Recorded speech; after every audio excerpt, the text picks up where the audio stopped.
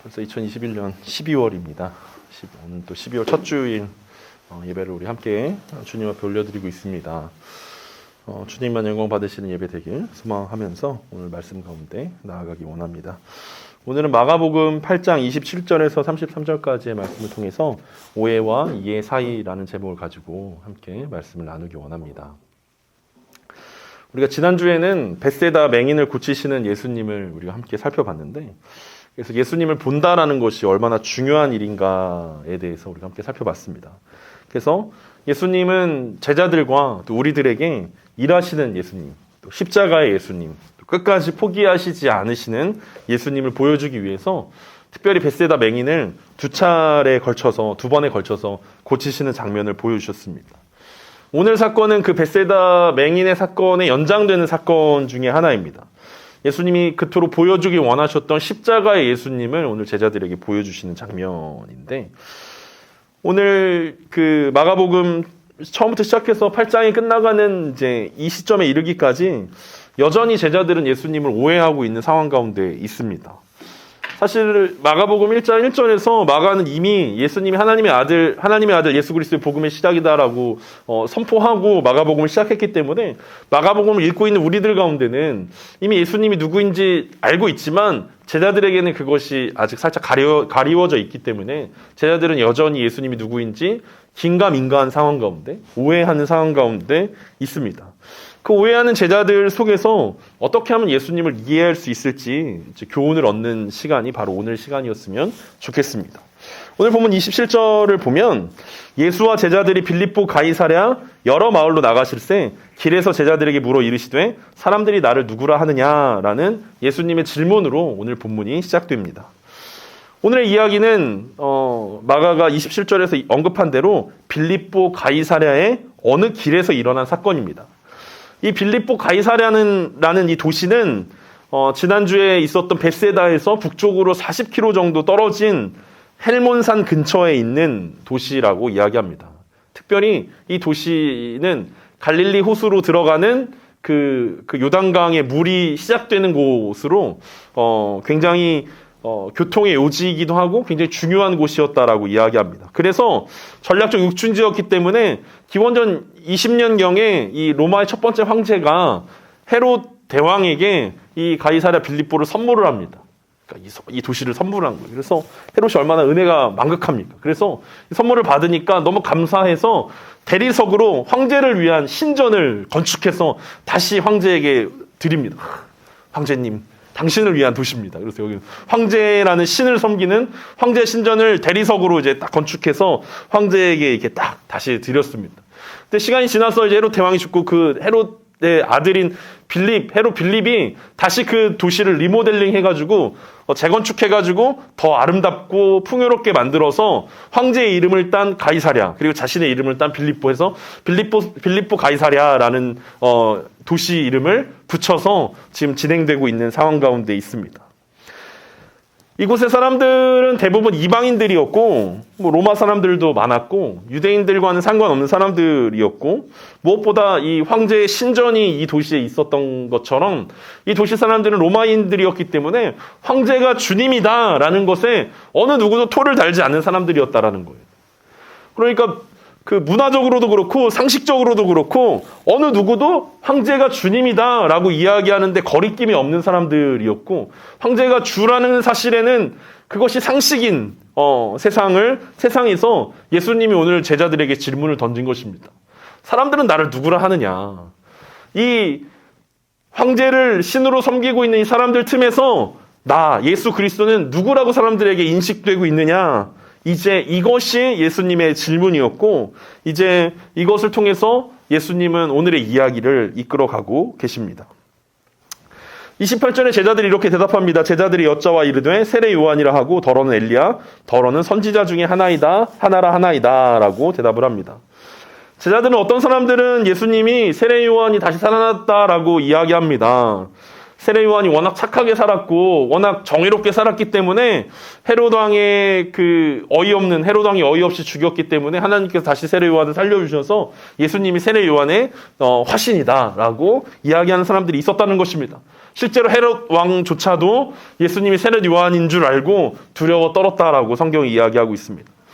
조금 성경의 지식이 있는 사람은 예수님을 엘리야라고 이야기합니다. 왜냐하면 말라기서에 보면은 마지막 때에 엘리야가 먼저 와서 예수님의 그 메시아의 길을 준비하게 되어 있는데 예수님이 아직 메시아 정도는 아니고 그 살짝 밑단계에 있는 엘리야 정도 되는 거 아니냐. 그래서 예수님을 엘리야라고 사람들이 이야기한다라고 이야기하기도 합니다. 또 다른 사람들은 선지자 중에 하나입니다라고 이야기하는 사람들이 있었다라고 이야기하고 있습니다. 모세 같은 오병이어의 사건을 일으켰던 예수님의 모습을 통해서 야 모세와 같은 선지자 아니냐, 어떤 옛날 옛 시대에 이사야 같은 선지자가 다시 태어난 거 아니냐라는 사람들의 오해가 있었다라고 이야기하고 있습니다. 중요한 건 세례 요한이냐 엘리야냐 모세냐 선지자냐 이게 중요한 게 아니라 사람들이 예수님을 그냥 사람 중에 하나라고 오해하고 있었다는 데 있습니다. 지난주 벳세다 맹인처럼 아예 보지 못하는 상황 가운데 있는 것이 사람들의 인식입니다.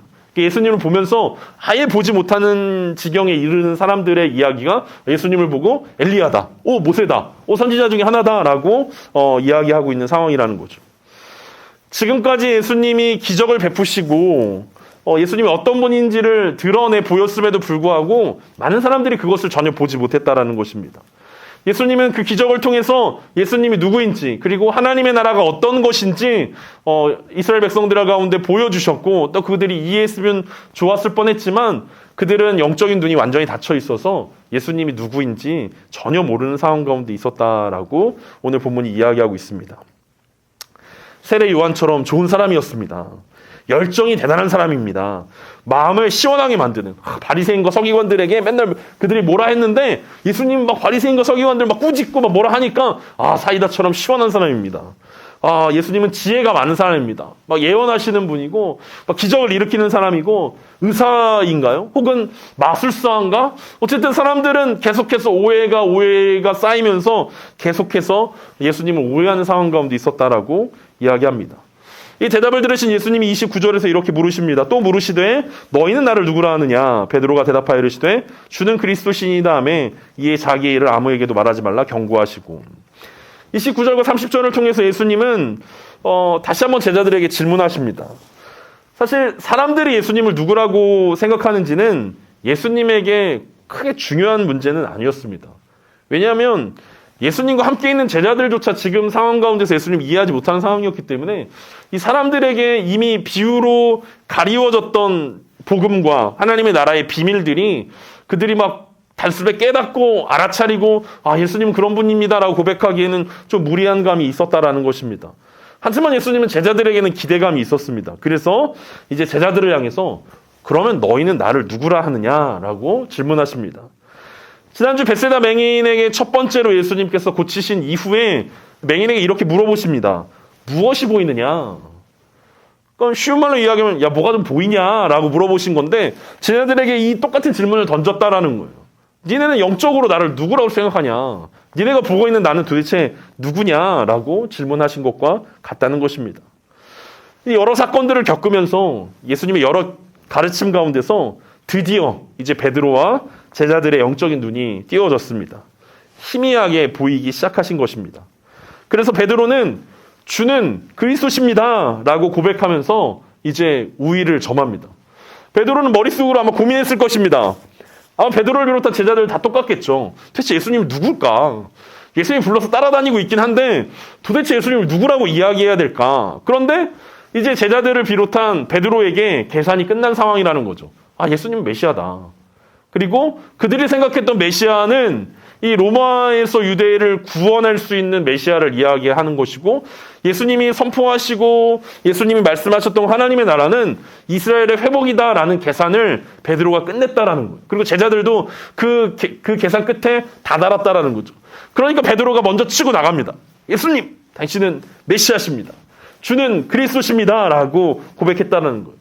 헬라어로는 그리스도라는 뜻이고 히브리어는 메시아라는 뜻이죠. 같은 뜻이 기름 부음 받은 자라는 뜻을 가지고 있는 이 메시아 그리스도는 뭐 옛날에는 옛 시절에는 선지자에게 제사장에게 왕에게 기름 부음을 주었기 때문에 공통적으로 사용되던 단어였는데 이제 오랜 박해와 오랜 시련 끝에 이제 이스라엘 가운데 메시아 그리스도가 의미하는 것은 다윗의 자손으로 이스라엘을 회복할 수 있는 구원자라는 뜻으로 메시아라는 단어가 사용됐다는 거예요.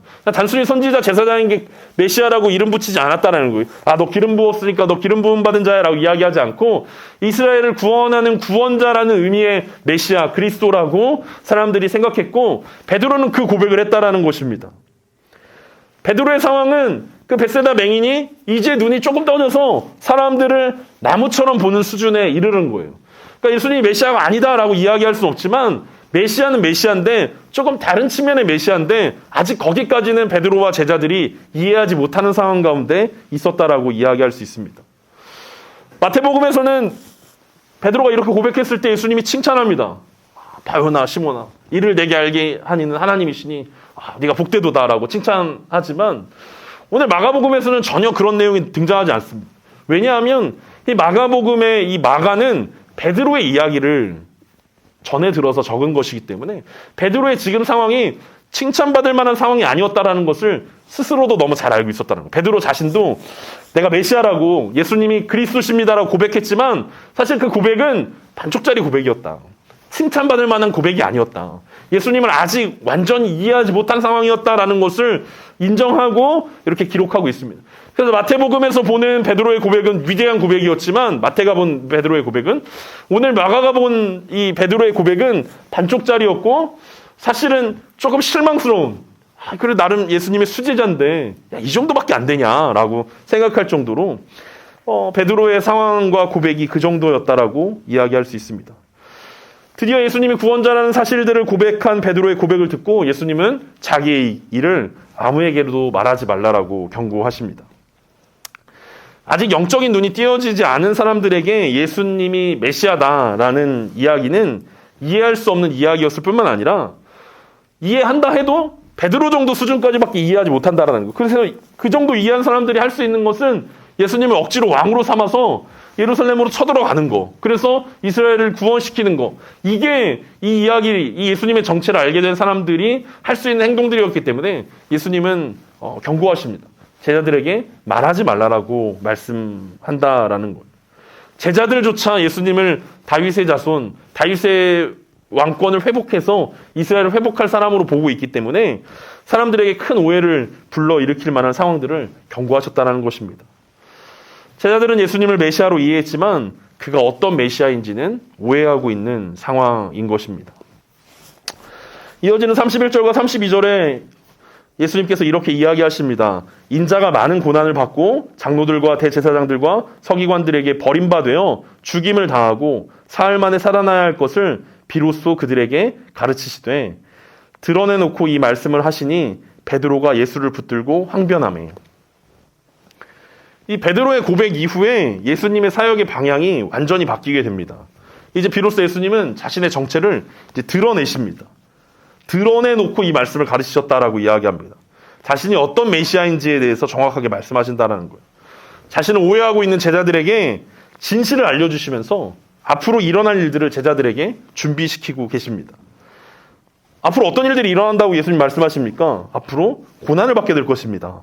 장로와 대제사장과 서기관들이 연합하여서 예수님을 십자가에서 죽이게 될 것입니다. 장로들은 바리새인들 평신도 대표로서 장로에 오른 사람들이고 대제사장들은 기득권인 사람들이고 서기관들은 구약의 율법의 선지자 스승 랍비에 속하는 사람들이었는데 이 사람들이 서로의 이득을 위해서 연합하여서 예수님을 십자가에 못 박게 될 것이다라는 것입니다. 그리고 사흘 만에 예수님은 다시 살아나게 될 것이다라는 놀라운 가르침을 제자들에게 주십니다.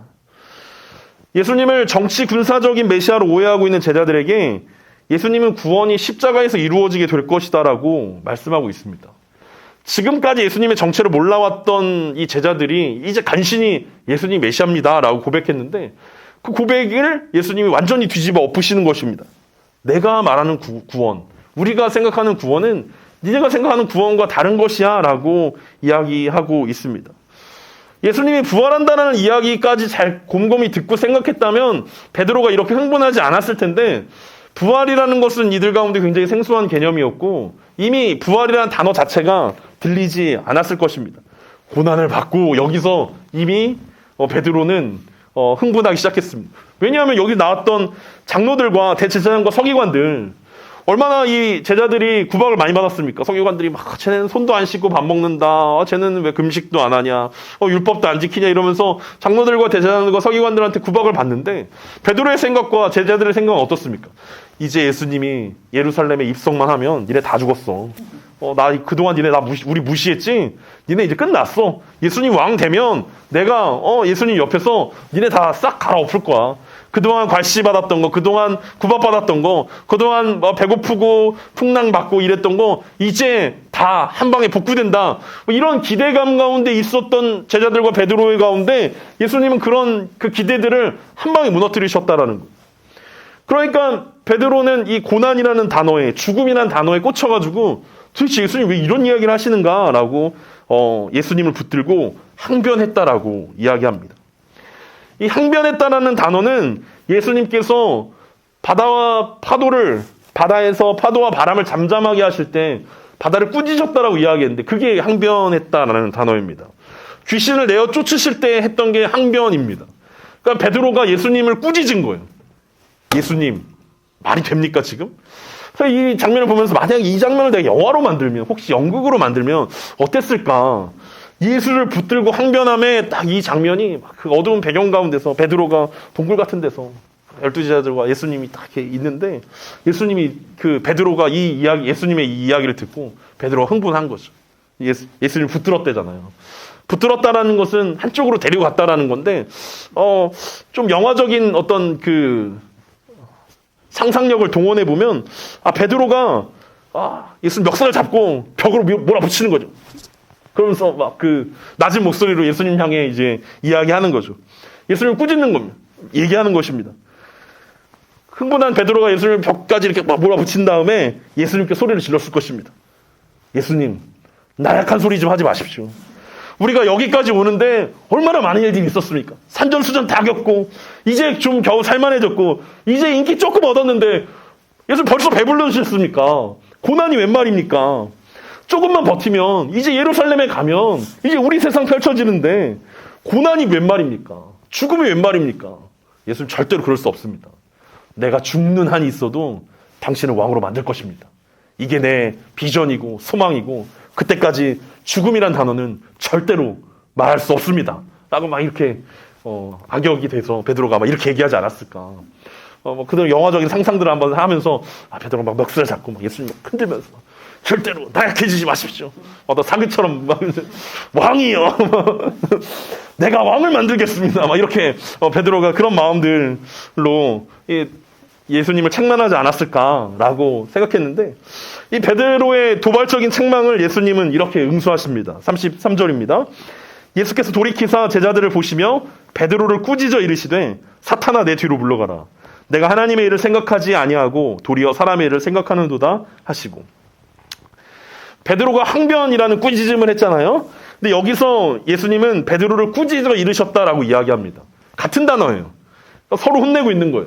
이제 서로 베드로는 이제 멱살 잡고 예수님에게 혼내고 있고, 예수님 어떻게 합니까? 예수님은 그 멱살을 딱 풀고 뒤돌아서서 이제 제자들을 향해서 베드로와 제자들을 향해 이제 혼내시는 거죠. 사실 베드로가 대표로 이야기했지만 다른 제자들도 똑같이 생각하고 있었다라는 거예요. 우리가 무엇 때문에 고생했는데, 우리가 왜 여기까지 왔는데, 배도 버리고 부모님도 버리고 온갖 거 다 멸시천대 받으면서 여기까지 왔는데 예수님이 이제 예루살렘 도착하면 죽는다라고 이야기한다니, 이건 말이 안 돼. 이건 말도 안 돼. 우리 투표로 결정하자. 투표하면 예수님 12대 1입니다. 절대 예수님 그런 결정할 수 없습니다.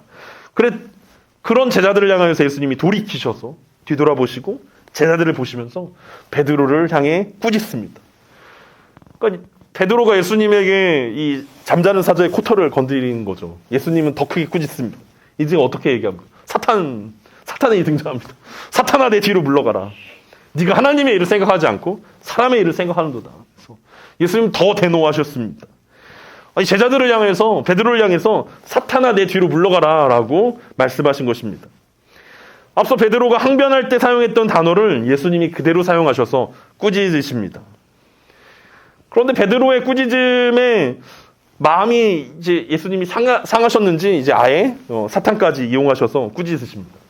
이제 뭐 엉망진창이죠. 제자들과 예수님 사이가 서로 막 이제 점입가경이 되고 있습니다. 이 멀쩡한 사람 보고 사탄이라고 이야기하면 여러분 얼마나 기분이 나쁘겠습니까? 서로 싸우는. 그래서 교회 안에서 싸우는 건 굉장히 주의해야 됩니다. 서로 자기 편이라고 이야기해요. 내가 기도해 봤는데, 내가 말씀을 읽었는데, 내가 하나님 뜻이야. 내 뜻에 반대하는 건 다 사탄이야. 내 뜻에 반대하는 것은 다 나쁜 사람들이야. 불순종의 아들들이야. 막 이러면서 서로 싸우게 되는데 서로 하나님의 뜻이고 서로 하나님의 음성을 들었고 서로 막 진리라고 이야기하니까 사실은 교회 안에서 싸우는 거는 굉장히 주의해야 되는 것 중에 하나인데 오늘 예수님과 제자들이 싸웠다라고 이야기하는 조금 뭐하고 어쨌든 예수님이 사탄아 물러가라 하는 순간 우리 가운데 한 가지 생각나는 사건이 있습니다. 그 사건은 무엇입니까? 예수님이 공생애를 시작하실 때 40일 금식하신 뒤에 사탄이 찾아와서 예수님을 시험하셨던 사건 아닙니까?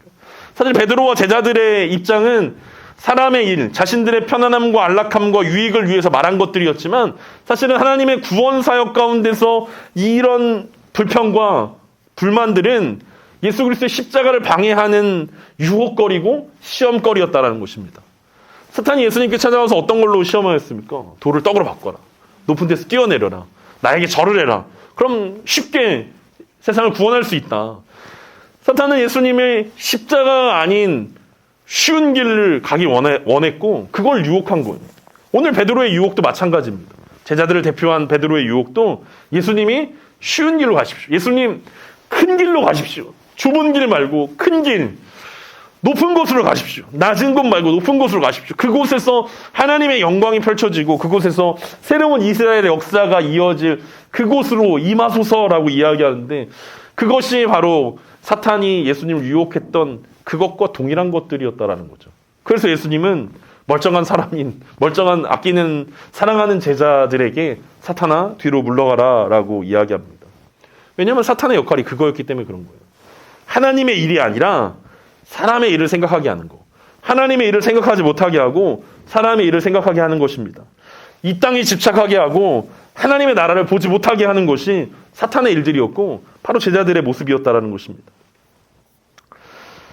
이 제자들의 모습 가운데 예수님은 사탄의 유혹을 오늘 베드로와 제자들이 동일하게 하고 있다라고 이야기하시고 뒤로 물러가라고 하셨습니다.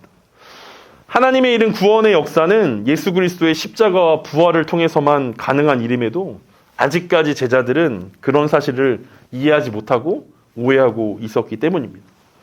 사람의 지혜로는 구원의 문제를 해결할 수 없음에도 이 하나님의 지혜인 십자가를 잘못된 것이라고, 유치한 것이라고, 나쁜 것이다라고 폄훼하고 있는 모습이 제자들의 모습이었다라고 이야기할 수 있습니다. 마치 베세다 맹인이 눈이 고쳐진 다음에 나무처럼 걸어다니는 사람들을 보았던 것처럼 이 제자들의 눈이 띄어지긴 띄어졌는데 예수님이 메시아인데 십자가의 메시아다라는 사실들을 그들은 이해하지 못하고 제대로 볼 수 없었다라는 상황들을 오늘 말씀이 보여주고 있습니다. 오늘의 이야기는 예수님이 어떤 분인지 오해한 사람들과 예수님의 사명이 어떤 것인지 오해한 제자들의 이야기였습니다. 그러니까 일반 사람들은 예수님이 어떤 분인지를 오해했고 제자들은 예수님의 사명이 뭔지를 오해했다라는 것입니다. 오늘의 말씀을 통해서 우리가 예수님을 오해하지 않고 이해하기 위해서 우리에게 필요한 두 가지가 있다는 것을 우리가 발견해 볼 수 있습니다. 첫 번째로는 오늘 말씀을 통해서 예수님을 이해하려면 인격적인 만남이 필요하다는 것들을 우리는 살펴볼 수 있습니다. 예수님이 제자들에게 사람들이 나를 누구라 하느냐라고 물어보셨을 때 제자들은 사람들이 예수님을 세례 요한이나 엘리야나 혹은 선지자 중에 하나로 오해하고 있다라고 대답했습니다. 물론 제자들도 아직 영적인 눈이 띄어지지 않았을 때는 뭐 그렇게 생각했을 것입니다. 물론 예수님이 막 뭐 이적도 베푸시고 막 그물이 찢어지게도 하시고 바다도 걸으시고 막 이러니까 예수님 되게 대단한 분인데 아직 누군지 모르겠어라고 생각하면서 예수님을 따라왔을 거라는 거죠. 예수님에 대한 소문들이 일파만파 커질 때 사람들은 그렇게 생각합니다. 예수님을 아직 만나지 못한 사람들이 예수님에 대한 소문만 듣고 그렇게 생각했다라는 거예요. 근데 여러분, 소문이라는 게 어떻습니까? 사람과 사람을 지나다 보면 허황된 이야기로 막 번진다라는 거죠. 오병이어 기적만 해도 예수님 보리떡 5개, 물고기 2마리로 5천 명을 먹이셨대라고 이야기 처음에 시작했는데 막 이야기가 점점 전파되면서 예수님이 공기를 떡으로 바꾸셨대. 거기 5만 명 모였었대. 막 떡이 계속 나오고 있대. 지금도 나오고 있대. 막 이러면서 막 와전에 와전을 거쳐서 계속 이제 소문이라는 것들이 계속 허황되게 번진다라는 거죠. 그래서 예수님이 바다를 한 번 걸으셨는데 예수님은 맨날 바다만 걷고 다니신데 막 사람들은 이렇게 생각할 거 아닙니까? 예수님 맨날 바다만 걷고 예수님이 만지면 고쳐졌는데 예수님이 바람만 불면 고쳐진대. 막 이러면서 예수님의 소문들이 막 이제 끝도 없이 확장되고 변질되어지는 뭐 그런 것들 가운데 사람들은 예수님이 누구인지 만나보지 못한 채 예수님을 오해하기 시작했다라는 거예요. 예수님이 하신 말씀이 아니라 이야기가 덧붙여져서 예수님이 하지 않은 일들이 전설 같은 이야기로 예수님이 지나가면 번개가 친다더라. 제자들은 막 무공이 장난 아니라서 그 옆에 절대 갈 수 없다더라. 막 뭐 이런 그 베드로는 대빵인데 천국의 열쇠를 가지고 있어서 그 사람이 저주 내리면 당장 지옥 간다더라. 막 이런 이야기들이 막 이렇게 부풀려진다라는 거죠. 결국 이 이야기들은 핵심 무엇입니까? 예수님을 만나지 못한 사람들의 이야기라는 거예요. 사실 진짜 이야기는 예수님을 만난 사람들의 입을 통해서 시작되어집니다. 마가는 옆에 붙어있는 이 제자들이 아니라 그리고 소문을 듣고 있는 사람들의 이야기가 아니라 예수님을 인격적으로 만난 사람들의 이야기를 곳곳에 숨겨놓고 이야기하고 있습니다. 친구들에 의해서 지붕을 뚫고 예수님을 만났던 중풍병자 이야기가 초반부에 나옵니다. 12회를 혈루병 앓았던 여인이 예수님을 인격적으로 만나고 구원을 얻게 됩니다. 딸이 고침을 받았던 백부장의 이야기, 군대 귀신 들렸던 사람, 말이 어눌하고 귀가 먹었던 사람, 뭐 이런 사람들이 인격적으로 예수님을 만나고 그들이 예수님이 누구인지 고백했던 그 이야기들을 주목해야 된다는 거죠. 그들은 예수님이 누구인지를 정확히 만났고 예수님이 누구신지 경험했습니다. 그래서 그들은 예수님을 오해하지 않았습니다. 왜냐하면 그들은 예수님의 말씀을 직접 들었고 대면하여 보았기 때문입니다. 예수님의 말씀을 듣지 않는 사람들은 오해하기 십상입니다. 오늘 예수님께서 우리 가운데 찾아오셔서 너희는 나를 누구라 하느냐라고 질문하실 때 우리는 뭐라고 대답할 수 있겠습니까? 저 목사님이 그러는데요. 예수님 대단한 분이라고 그러던데요. 뭐 이렇게 얘기하시겠습니까? 제가 유튜브에서 봤는데 예수님 진짜라던데요. 예수님 제가 책에서 봤는데 제가 위키백과 찾아봤더니 뭐 어떤 이야기 하시겠습니까? 우리가 예수님에 대해서 말할 수 있는 것은 우리가 예수 그리스도와 맺고 있는 인격적인 관계를 통해서만 드러날 수 있는 것입니다. 그래서 베드로가 주는 그리스도십니다 라는 반쪽짜리 대답 가운데 있었지만 그럼에도 예수님께서 베드로를 칭찬했던 것은 이제 비로소 베드로가 예수님과 영적인 관계를 맺기 시작했다라는 거죠. 인격적인 관계를 맺기 시작했다라는 것을 의미하고 있습니다. 예수님과의 만남이 우리를 예수님이 누구신지 이해할 수 있도록 만들어준다는 것입니다. 삶 속에서 예수님을 만난다라는 것은 살아계신 그 하나님의 말씀을 우리에게 말씀하시는 그 하나님을 만난다라는 것입니다. 전에 들은 이야기나 어떤 사람의 이야기, 어떤 책을 통해서 본 거, 유튜브를 봤더니 뭐 이렇다더라. 이런 것은 조금 도움은 될 수 있지만 결정적일 수 없다라는 거예요. 우리가 목요일마다 성경을 어떻게 읽을 것인가에 대해서 배우고 있지만 그것은 성경을 대신할 수 없습니다. 그러니까 성경 읽기가 그거를 대신할 수 없다라는 거예요. 우리가 그 상반기에 살펴봤던 기도에 대한 공부도 마찬가지 아닙니까? 기도에 대해서 우리가 말씀을 보고 공부했지만 그것이 기도를 대신할 수 없는 거죠. 성경 읽기에 대해서 우리가 공부했지만 그것이 성경 읽기를 대체할 수 없다라는 것입니다. 그거는 대신 전해 들은 이야기라는 거죠. 그런데 많은 사람들이 자꾸 착각해요. 기독교 방송을 24시간 틀어놓는다라고 이야기하잖아요. 어르신들이. 나는 기독교 방송을 24시간. 그게 성경 읽기를 대신할 수 없다라는 거죠. 누군가에게 전해 들은 이야기, 유튜브를 통해서 전해 들은 이야기, 조금의 도움은 될 수 있지만 그것이 예수 그리스도와 인격적인 만남을 의미하지 않는다는 것입니다. 어쩌면 그것들 때문에 예수님에 대한 오해가 더욱 쌓일 확률이 높다라고 이야기할 수 있습니다. 예수님을 이해하고 싶다면, 예수님을 오해하지 않으려면 지금 말씀을 펴서 읽으셔야 합니다. 하나님을 인격적으로 만났다라고 이야기하는 것은 어떤 사람들이 말하는 것처럼 신비적인 경험을 했다라는 뜻이 절대로 아닙니다. 성경이 살아계신 하나님의 말씀으로 우리에게 다가올 때, 우리의 삶의 가이드가 되어줄 때, 교훈과 책망과 바르게 함과 의로 교육할 때, 그것이 인격적인 만남이고 예수님을 이해하는 통로가 된다라고 오늘 성경은 우리 가운데 이야기하고 있습니다. 그래서 예수님을 이해하려면 예수님과 인격적인 만남이 필요한 것이고, 인격적인 만남을 위해선 우리가 말씀을 통해서 예수님 말씀을 들어야 된다라고 이야기할 수 있습니다. 오늘 예수님을 오해하지 않고 이해하기 위해서 두 번째로 우리가 해야 되는 게 있는데, 그것은 무엇이냐면 그분의 마음을 품어야 한다라는 것입니다. 예수님이 메시아는 메시아인데 고난받는 메시아를 말씀하십니다. 십자가에서 죽임당해야 하는 메시아라는 사실들을 이해한다라는 것은 사실 예수님이 메시아다라는 것을 이해하는 것보다 훨씬 더 어려운 일이라는 거죠. 그냥 예수님이 이런 기적들을 베푸셨으니까 예수님 메시아야, 여기 결론에 이르는 것까지도 굉장히 어려운 일인데, 근데 그 메시아가 사실은 십자가에서 죽어야 돼. 고난당해야 돼. 채찍질 당해야 돼. 우리 죄 때문에 죽음을 당해야 돼. 그리고 부활해야 돼. 여기까지 이해한다라는 것은 굉장히 어려운 일이라는 것입니다. 그래서 많은 사람들이 거기까지 이해하려고 하지 않는다라는 거예요. 그러니까 무신론자였다가 하나님을 믿게 됐어요. 여기까지 가는 건 정말 대단한 일 아닙니까? 하나님의 축복이고 은혜 아닙니까? 내가 하나님이 살아계신지 몰랐는데 여러 사람들과 여러 도움을 통해서 하나님이 살아계시다라는 어떤 결론에 이르렀어요. 거기까지 간 것만 해도 굉장히 대단한 일들이죠. 하지만 거기까지 이르는 것이 예수님을 오해하지 못하도록 만들지 않는다는 거죠. 그 이후에 우리는 더 말씀을 봐야 하고 예수님을 더 이해해야 한다라고 말하고 있습니다. 하나님이 살아계시고 하나님이 나를 사랑하시고 하나님이 나를 천국으로 이끌어 주신다.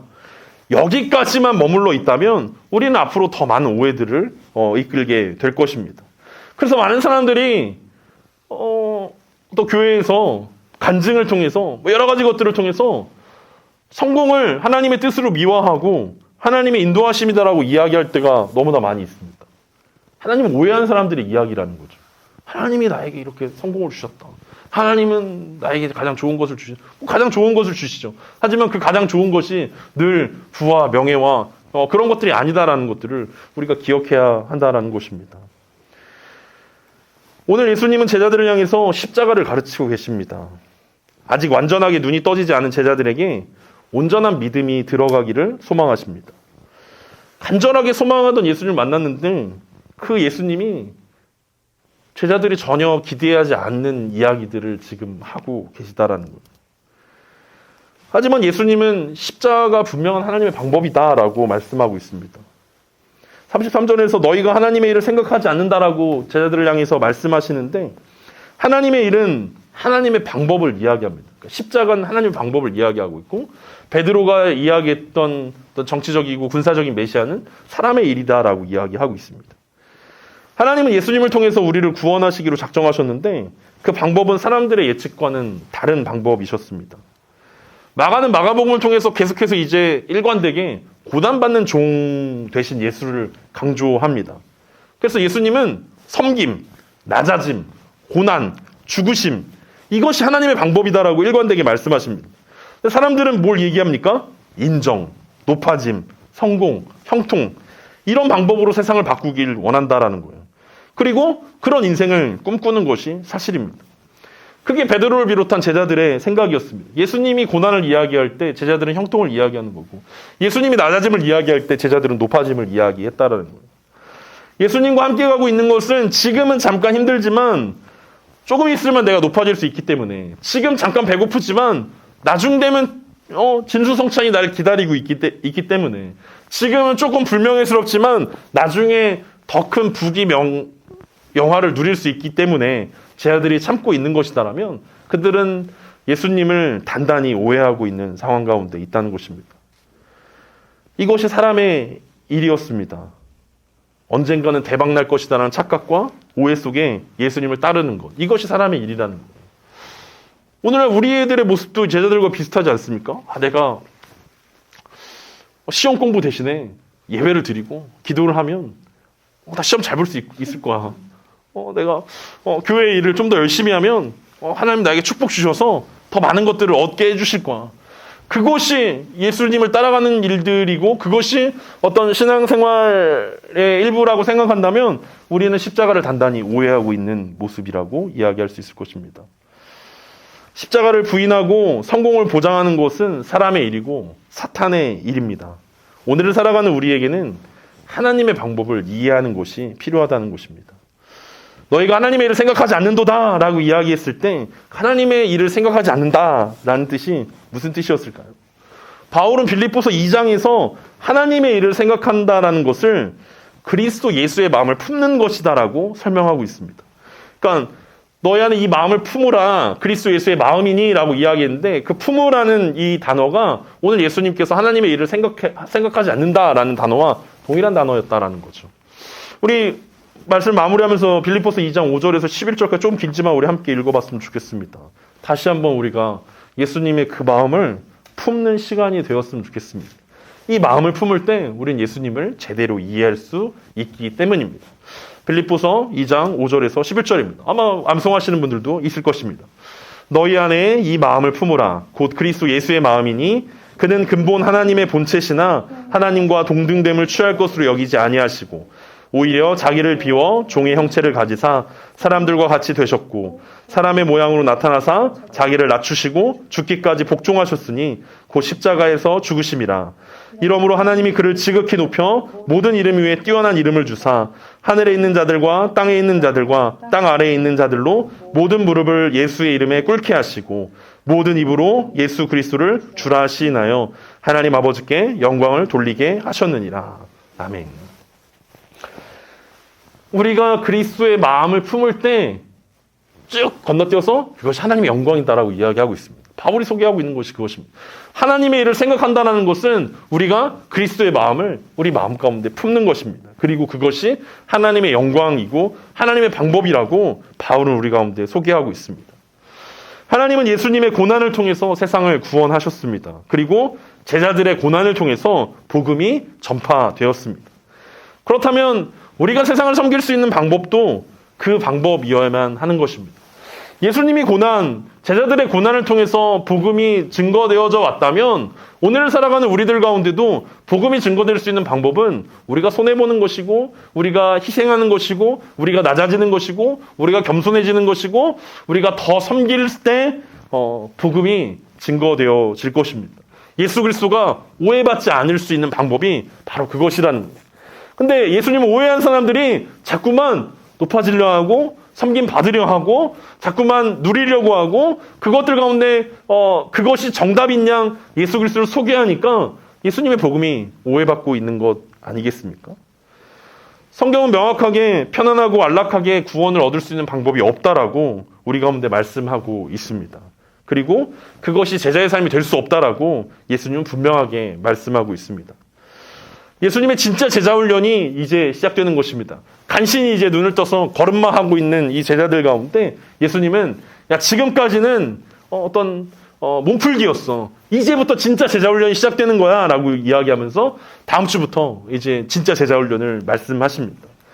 예수님이 진짜 제자 훈련을 이제 우리는 다음 주에 만나게 될 것인데 맛보기로 34절 잠깐 보면 누구든지 나를 따라오려거든 자기를 부인하고 자기 십자가를 지고 나를 따를 것이다 라고 말씀하십니다. 예수님의 마음이 무엇입니까? 예수님이 지금 가려고 하는 길은 어떤 길입니까? 자기를 부인하고 자기 십자가를 지고 예루살렘으로 가시는 길입니다. 그리고 예수님은 본인이 자기를 부인하고 자기 십자가를 지고 예루살렘에 가는 것처럼 제자들에게 그리고 제자된 우리들에게 함께 그 길을 걸어가자고 초청하고 계십니다. 예수님 스스로가 빌립보서 2장 5절에서 11절에 말씀하셨던 것처럼 자기 본체를 비워서 종의 형체를 가졌다라고 이야기하고 그것이 자기를 부인하는 것이었고 자기 십자가를 지는 길이었다면 오늘 살아가고 있는 우리들 가운데도 동일하다라는 거죠. 우리도 나를 부인하고 나의 십자가를 지고 예수님과 함께 예루살렘으로 가야 한다라고 말씀하고 있습니다. 사랑하는 여러분, 예수님과의 만남을 위해서 우리는 말씀을 읽어야 할 것입니다. 추상적인 예수님이 아니라 지금 여기 살아서 역사하시는 예수 그리스도를 만나는 것이 예수님 오해하지 않고 이해하는 가장 좋은 길일 것입니다. 그리고 예수님의 마음으로 자기를 부인하고 자기 십자가를 지고 세상을 섬기는 길로 함께 걸어가는 것, 그것이 예수님을 이해하는 발걸음이다라는 사실들을 기억하면서 이번 한 주도 인격적인 예수님과의 만남이 풍성한 한 주였으면 좋겠습니다. 그리고 예수님을 이해하면서 예수님의 길을 우리가 함께 걸어가는 저와 여러분 되시길 간절히 소망합니다.